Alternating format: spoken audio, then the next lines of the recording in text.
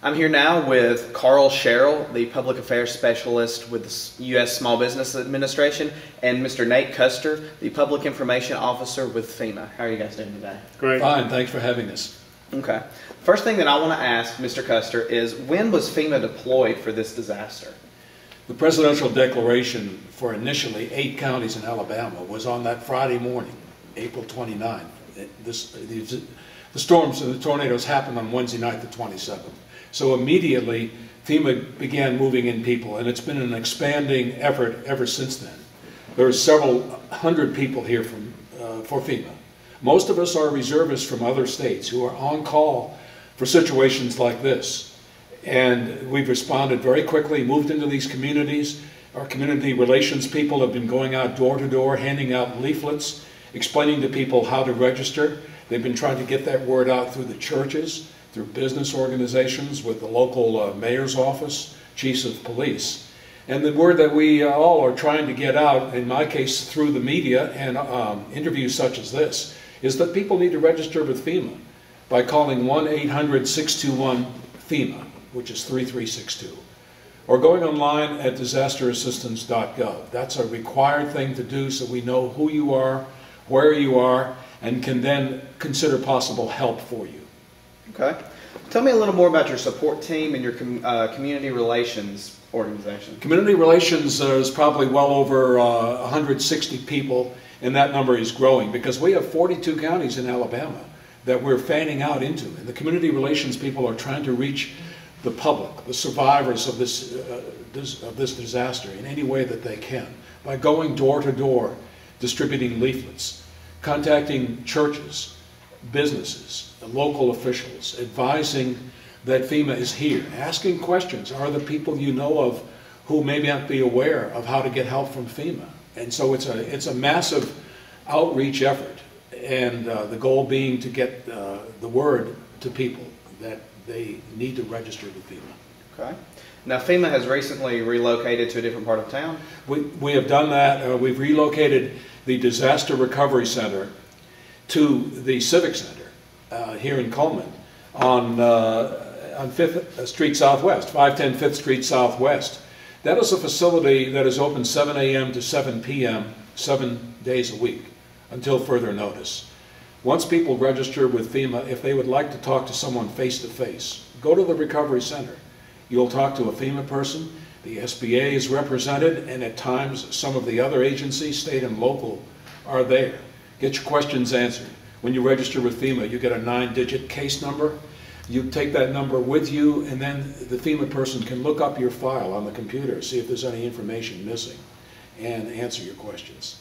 And often it's comforting to talk to someone face-to-face. Yeah, I'm sure it is for a lot of people. Going to Mr. Sherrill, what is the Small Business Administration's role in a disaster like this, and what are you doing in Cullman right now?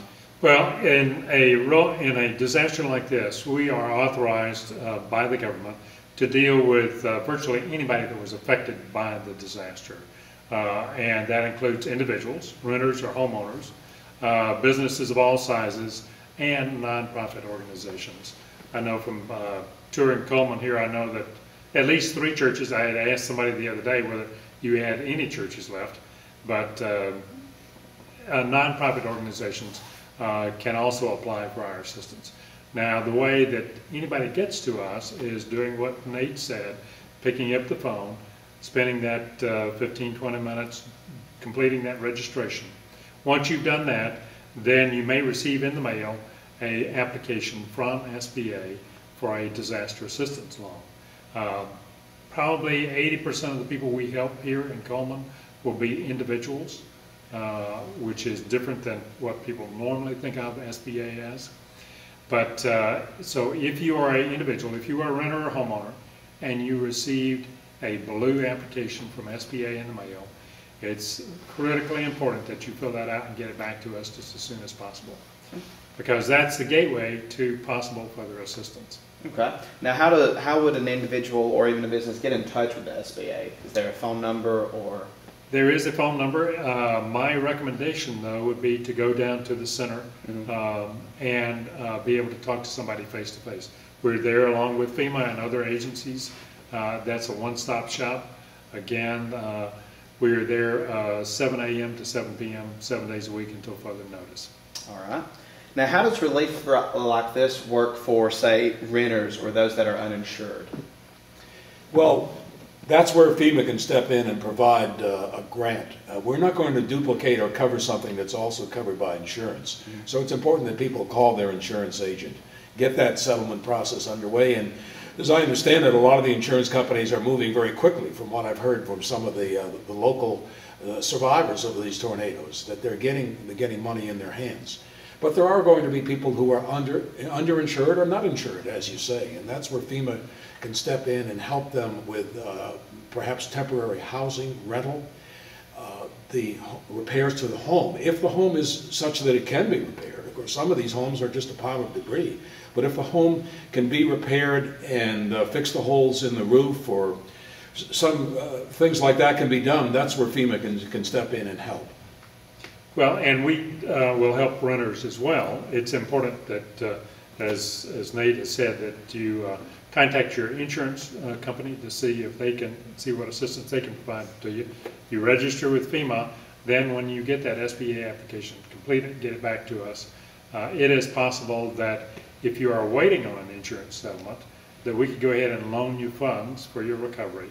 And then when you have the insurance settlement, that would just pay off the loan. We have already approved loans in Alabama for people to begin their recovery. We're turning those around in about 10 days. And we take people on a first-come, first-served basis. So the quicker you take the steps we're talking about, the quicker you register with FEMA. If you receive an SBA application, the quicker you get that filled out, the quicker we are possibly going to be able to help you. We talked about a little bit about the center. One of the things I like about going to the center for SBA is if you go down there today and turn in your application, we're going to FedEx it overnight to our processing center.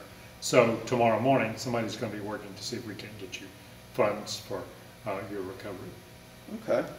Well, what types of things are your organizations doing to work together during this disaster? Well, being on here with you is one example of that right up front. But the SBA is in our recovery centers, in our joint field office, which is down in Birmingham, which is an administrative facility, where all the different elements of FEMA and the SBA are working together. Out at the disaster recovery centers, when I am out and I don't have Carl with me to present the SBA picture, in a general sense, I can at least alert the public that there is the SBA involvement and how important it is to fill out that loan application. The whole system is really designed to get the most money possible to the most people as quickly as possible. We've talked about registering with FEMA. If you get the SBA application, completing that, there actually could be further grants available to people once they complete that SBA application. There would be grants from FEMA for possible other assistance.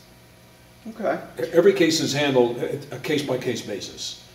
So everyone gets an individual look at their situation. It's not just some blanket coverage or blanket policy that applies equally to everybody. Okay, I see. Well, I'd like to thank Mr. Sherrill and Mr. Custer for being with us today and helping to go over this process that's going to be going on through the disaster. And we're very happy that both of your organizations are going to be with Cullman, I guess, through the long run. That's right. It'll be a long haul, let's put it that way. Thanks. Thank you. Thanks for having us.